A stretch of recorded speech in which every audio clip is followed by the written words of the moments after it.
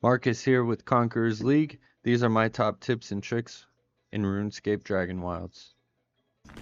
Alright, the first thing we're starting with here is jumping onto the floating rune essence as soon as you unlock the magic ability called Wind Step. You'll want to jump on top of it like this and then knock it down with your pickaxe.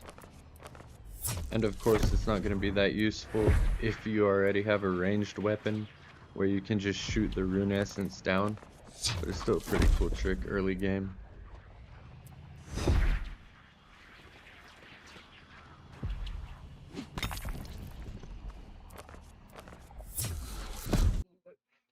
Alright, next, go to speedrun.com, type in Dragonwilds in the search bar, and you'll be led to this page. You can see RNG Destiny here.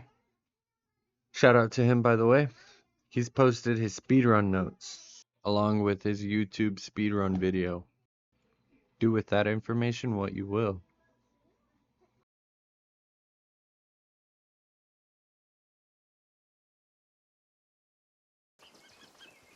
Alright, I think everyone knows this one by now. It's the crystal bow. It's the most OP weapon in the game.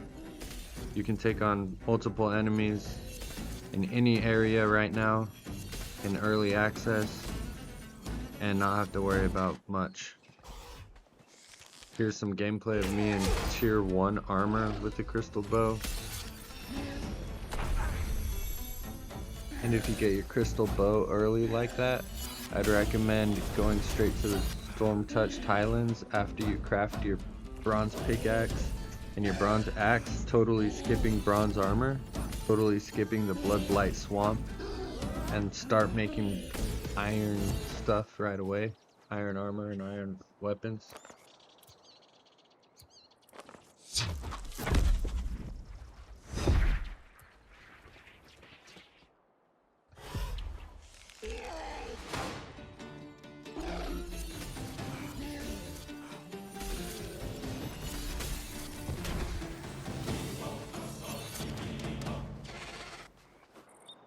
Alright, using one ash log is the most efficient way to make charcoal because you get 2 ash planks per log.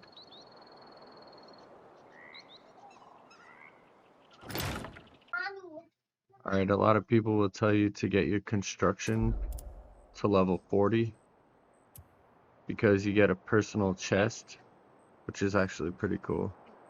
And it is pretty helpful if you need it in a pinch. But a better tip would just be to tell you to bring materials for crafting a lodestone anywhere you are, wherever you are. So then you don't have to worry about being encumbered ever, because then you could just drop a lodestone wherever you are, outside of a vault or whatever. Come back to your base, drop everything off, go back to what you were doing, wherever you were. Alright, the next one I want to give to you is, if you notice your wardstone protection, it helps with fall damage. It'll help soak up some of the damage that would have been taken up by your health.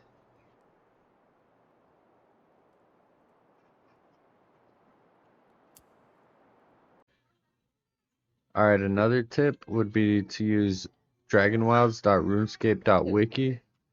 I learned about Marintil way too late into the game. It's the herb that's found in the Whispering Swamp. It's for all your skilled potions. Another tip would be to learn what sustenance is over here on dragonwilds.runescape.wiki. The sustenance gauge is your food health, basically. And if you scroll down, you can see that dwell berries is 20 sustenance. Red berries is 10. But dried red berries is 20 sustenance, just like dwell berries. So if you just cook your red berries into dried red berries, you'll get 20 sustenance. Cooking dwell berries does nothing except give you cooking experience.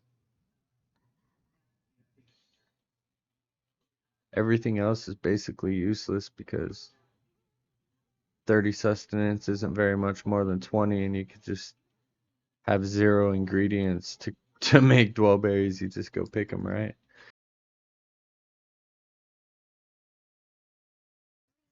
And while we're at it, we may as well start looking at hydration as well.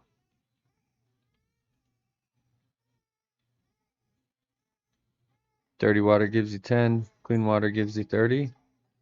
Dwellberry infusion though, hey, same with red berry infusion. You just take dirty water and clean water and it gives you red berry infusion. It gives you the same amount of hydration as dwellberry infusion, something to note. But another thing to look at is this ferocious infusion. It gives you 40 hydration while also giving you the ferocious perk buff, which reduces the stamina cost of attacks by 40%, which is pretty massive, on top of giving you 40 hydration. You just need animal bone and water. Dirty water and animal bone will craft ferocious infusion. Alright, and that's all for now, folks. If you want more Dragonwilds content, follow me for more. Peace!